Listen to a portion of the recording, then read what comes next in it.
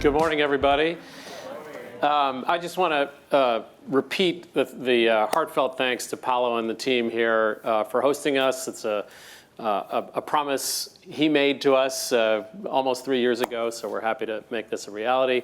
And to all of you for leaving your homes and traveling, such distances to come here to be with us. It's very gratifying. So my job is to introduce our first keynote speaker. I could tell you about his resume. It's very long and distinguished, although he just told me he wrote a controversial paper that got him in some trouble. I could tell you that he ran the OSHA Conservancy, that he's a very influential and deep-thinking environmentalist. I could tell you that he was at McKinsey. Don't hold that against him. He's now using his powers for good. I could tell you all the way back that he was a city planner in San Francisco. So you can talk to him about that as well. But really what you need to know about this guy, who I've gotten to know over the past year and a half in working together on some projects in blockchain and climate, is that he's one of the most, emerging as one of the most important thinkers on the potential application of blockchain to decarbonization of our economy and our world so that we can avoid catastrophic temperature rise. Everybody understands this issue. We're putting it first on the agenda today because it is critical, vital, existential, and because we're discovering, along with others in our field, that blockchain may actually be a suitable technology and that the use case there is pretty compelling and arguably more compelling than some of the other use cases that blockchain is being applied to, NFTs. Without further ado, I consider him a mentor and a buddy and a brother in arms in this fight, Andreas Merkl.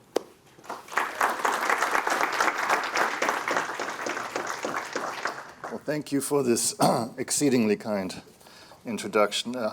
How many of you are like 6 hours or more behind or ahead in time zones at this point? Yeah, okay, I'm not alone. That's good. I'll be sure to read this in a low droning monotone and send you right back to your original time zone. There will not be any. I gave myself a present for my 60th birthday that I would never again present one more PowerPoint, and I'm sticking to that. So no PowerPoint. You're just going to have to. You guys have to do without it. I'm not a blockchain engineer. Nowhere close. I've never written a code in my life. I do carbon, and I'm here today to tell you basically the carbon story. And don't worry, it will eventually end up in blockchain, but it doesn't start at blockchain. It starts with something that we did last year, where there's a whole bunch of people out there in the world, groups, that are trying to figure out what's the true cost of carbon. Right? If you take a ton of carbon and you load it up with the true cost of floods and fires and mass migrations and crop failures and all the other good things it does for us, what's the true cost? And the estimates varied a little bit, but they sort of converged on $3,000 a ton, standard deviation of $700, $3,000 a ton, which is really strange because if you then multiply that with the number of tons that we actually put into the atmosphere, which is 30 billion a year, you come up with a number of $90 trillion per year, which happens to be precisely the world economic output per year. For every dollar of economic value we create, we destroy $1 of nature value. We reap what we sow, right? So that's depressing, right? But fortunately, it doesn't cost $3,000 to take a ton of carbon out of the air. It can cost nothing, like don't cut down this tree, that doesn't cost you anything. It can cost $50, plant a tree. It can cost $1,000, build a huge machine that sucks the carbon out of the air. It can cost all kinds of money. And once again, there's a whole lot of people out there trying to figure out, okay, if we're looking for net zero, complete decarbonization by 2050, what's that going to cost? And the answer to that is roughly $5 trillion per year, not 90. So that's good, 5.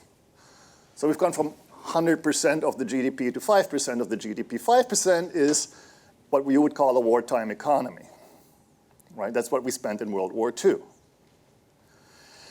So here's the complication. How in God's name do you allocate $5 trillion efficiently, effectively, and equitably? That's never really, I mean, in a wartime economy, that's been done. And that's been done by the government, and they go and they buy planes and tanks and drones and ships and so on. But the government this time around is not going to do that. They're not going to spend $5 trillion a year for us for the next 28 years until 2050, and we don't want them to. A top-down allocation of $5 trillion would not end well. We know this. They may spend $1 trillion on research and subsidies and so on, but they're not going to do 5. Corporations are going to spend about $1 trillion of that. And they're going to retool their operations for low carbon. They're going to rejiggle their supply chain. So that's 2. But where are the other $3 trillion going to come from? I mean, how are we going to spend them? How are we going to allocate that? And only markets can really do that. Markets are really, really good at allocating money, allocating capital. That's what markets do, for better or for worse. They're very good at it. I mean, the end effect of it depends on how the markets are regulated. But in terms of rational allocation of capital, they're very good. And the way that is initially going to happen is as a carbon credit market. And we know the carbon credit markets. They're already out there. Well, the buyers are the corporations that make these big promises, net zero 50, and have no way of meeting these completely through their own operations. They have to buy some credits. There's no way Volkswagen is going to be carbon neutral by 2050. They have to buy some credits. And the suppliers are the people that do the actual work. They plant the trees and restore the mangroves, suck carbon out of the air, and so on. Carbon markets. But, and this is a really big but, there's 2 problems with that.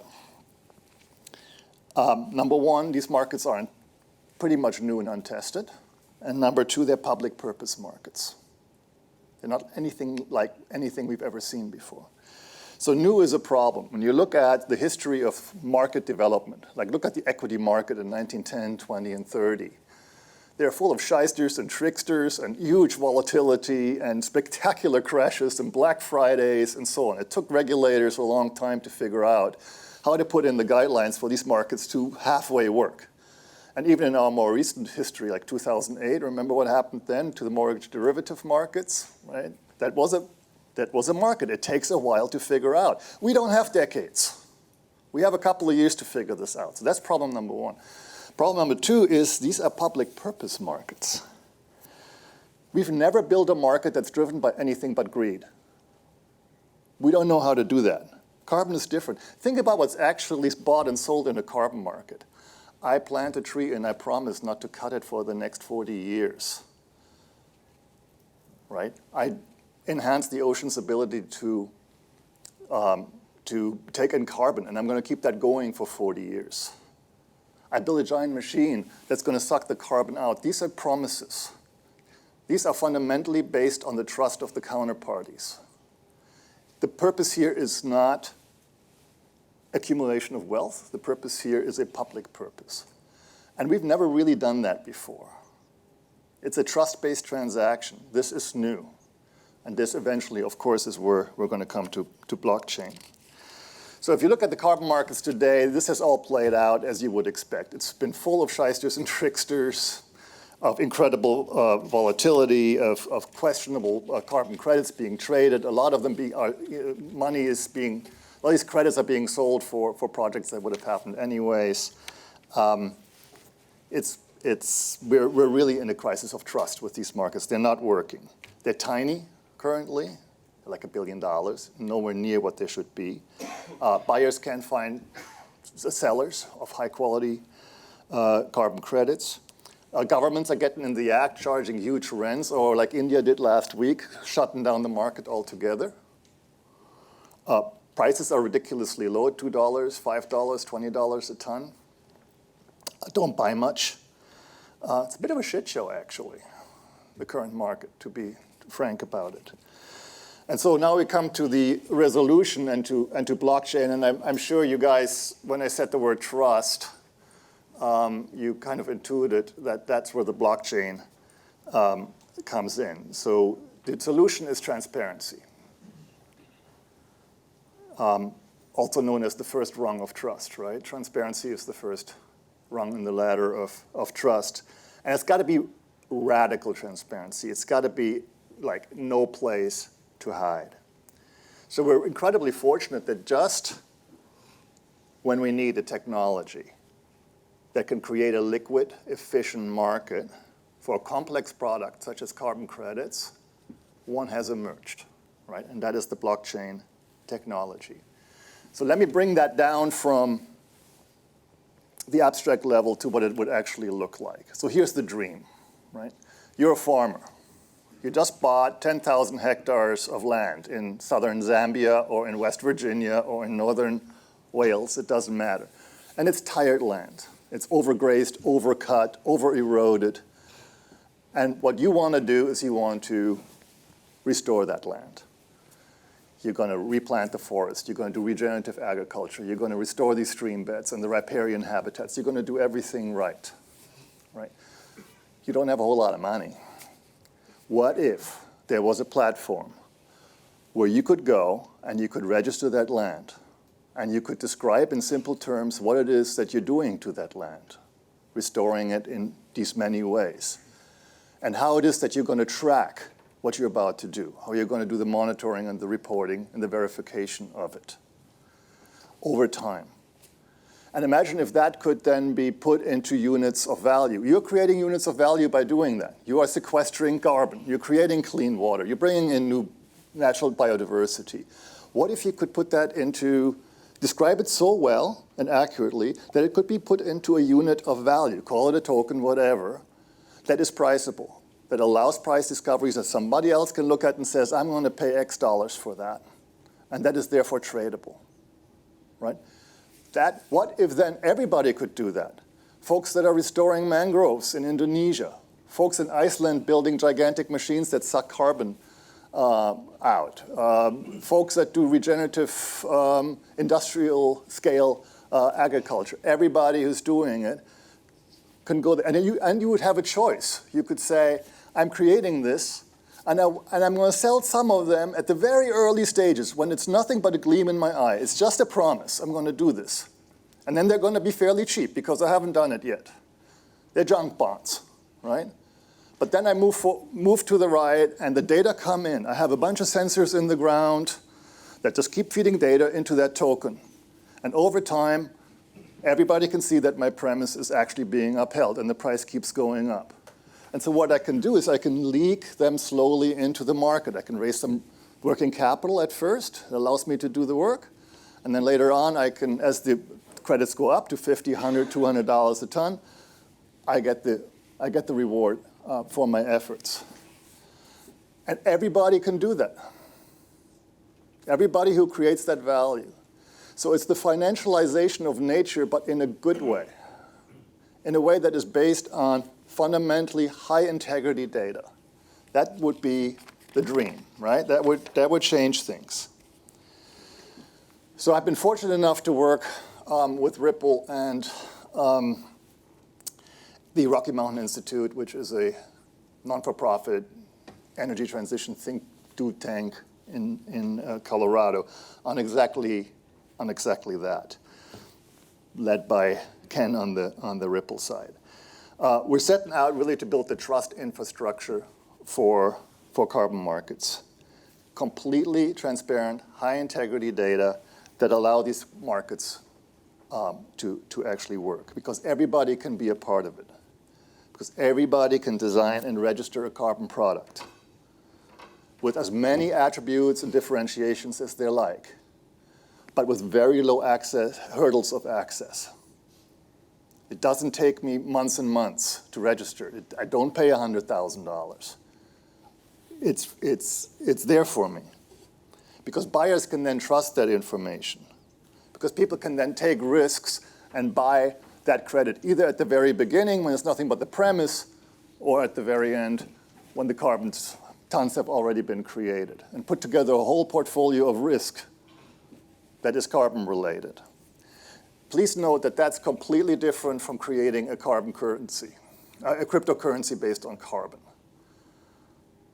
This is about the technology of blockchain to create the integrity of the basic data that the entire carbon market needs. It's not about taking existing carbon credits, who we don't know how old they are, how good they are, whatever, wrapping a token around them, and basically selling potentially empty promises as NFTs or as currency. That does not bring a lot of trust and love in the carbon world. And there are folks that are trying to do that, but we're not doing that. That's a big difference. So now is the call to you.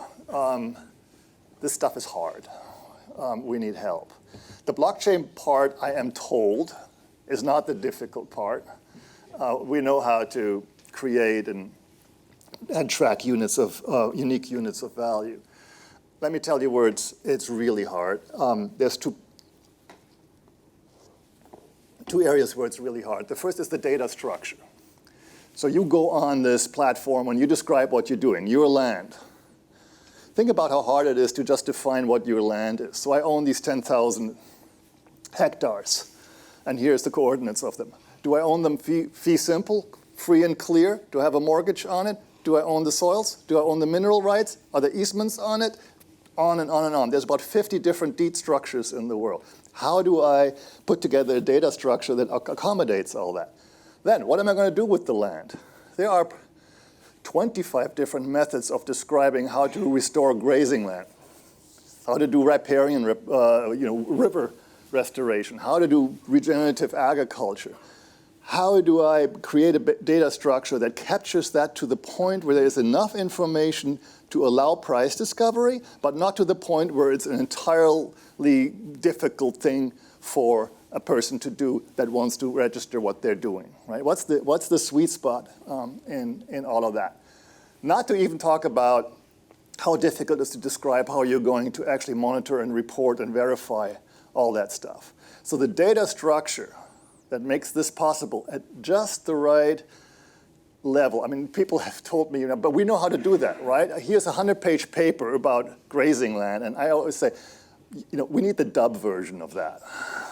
We need the simplified version of that. We need just enough information to make price discovery possible. So that's one of the challenges that we need help with.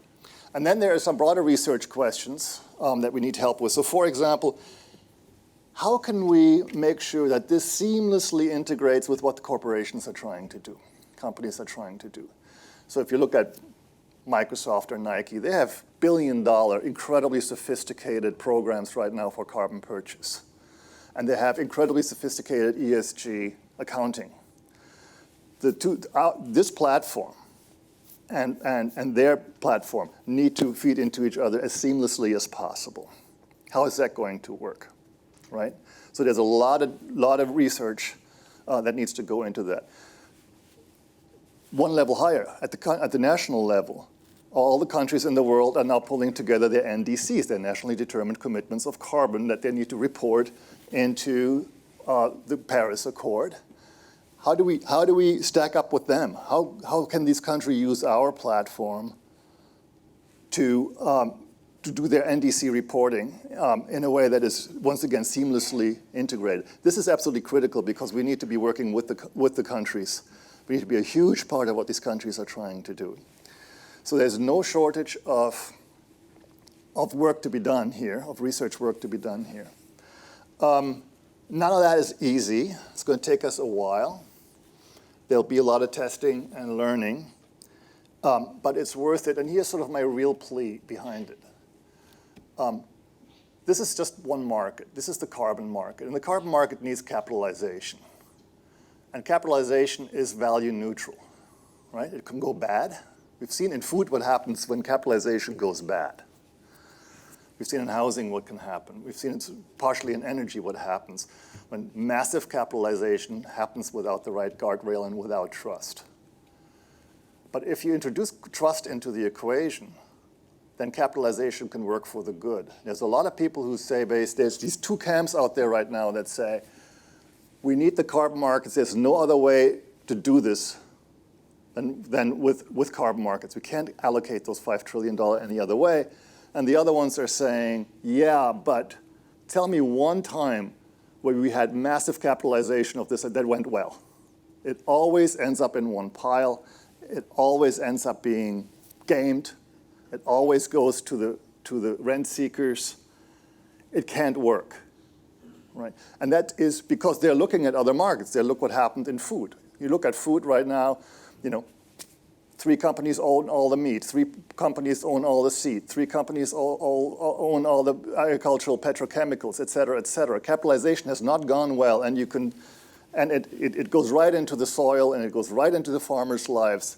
It's not a good show. So they're extrapolating and they're saying the same will happen to carbon, but it doesn't have to.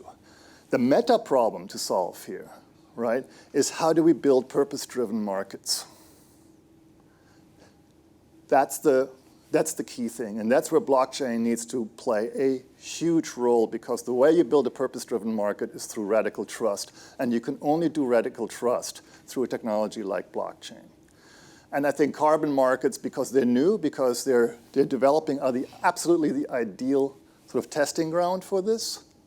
But what comes after that is other markets like it. Imagine if this could work in food markets or in housing markets and energy markets, which you could argue are also public purpose markets. So you have the world in your hands. Don't mess it up, Thank you, and happy to.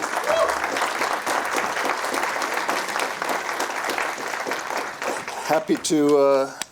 It's got glue on here. It wants to keep my notes. This is very flattering. Happy for any questions that you might have. Yes, and then there. Okay. All right. And Ken will help me if there's any technical questions that require a real brain to answer. Okay. First of all, obviously, everyone will agree that was a fantastic talk. Thank you. I want to put. Is this on? Hello? Okay. I just want to kind of test one of your points, Right. which was the complexity of creating that data structure. Yeah. Maybe it doesn't need to be that complicated. Maybe it could be looser, or kind of more generally, you put some random data into it and you allow algorithms to get smarter later to be able to extract the valuation that you want. Obviously, Facebook and Google and everyone did not create one data structure for your clickstream and for everyone. Instead, they parse it later to figure out what they want. That's absolutely right. But here we need your help, right? The trust. If we mess this up at the beginning, this is such a trustless environment right now, right? Yeah, no, I don't argue that. I don't argue the input has to be accurate. I'm just saying maybe the data structure doesn't need that much brilliance to put it together. I hope very much. I think you're absolutely right. But the design question then is, where do we start? What's the minimum quality that we have to start with, from which then collective network thinking can occur? And so that's you absolutely nailed it. Yes, sir. Thank you very much for the enthusiastic speech. First of all, it was very, very good. So I have a question that is twofold. One is, how do you, or would you see the role of the consumer and the regulator in that respect? And the second one is more on, there has been much written about the role of alternative data that could be also integrated to increase transparency, like supply chain data, satellite data, and so on. Is this also something you see? Yeah, so for the first one, the consumer, right now, consumers who, to grow quickly, you're going to need institutional consumers. So it's Microsoft and so on who have a $1 billion commitment. What they don't have right now is any ability to do demand signaling. I want to put together a really complex portfolio. They don't want to just buy 1,000-year plus credits. They want to buy a whole portfolio. They want to buy junk bonds to AAA bonds. Very differentiated. Where do they put that demand? There's no place in the world right now where they can type into a computer, I want this, please bring it to me, right? So we're hoping that we can provide this sort of demand signaling structure that allows that, that to happen. From the regulatory side, it gets really tricky. What's going on right now is two things. Number one, the governments are going back to the gold standard, right? So in the olden days, if you had some gold, if you wanted to sell 10 ounces of gold, you had to sell it to the central bank, and then the central bank would sell it to you because everything was on the gold standard. And that's what India, Madagascar, and so on, they're all trying to do that now. They're trying to basically put together the central bank of nature, and everything has to go through that. And that's fine. They're going to extract some rents from there. Some of them will be good rents, like maybe they'll take some of that money and pay it back to the communities that are crucial. But there will also be some bad rents. But you always have to pay a little protection money, right? That's just the way of the world. And so the thing for us that we're going to have to do on the regulatory side is to be unbelievably helpful to them, but at the cost of transparency. Like, we provide you with the global marketplace you need to make these central banks of nature work, right? Because it's a global market and you want to access that, but you have to be transparent in what you do. And that puts a little bit of a dampener on how greedy they can get on their ends.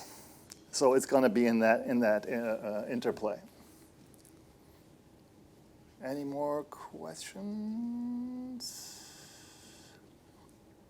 Nope. Thank you all very much for your time.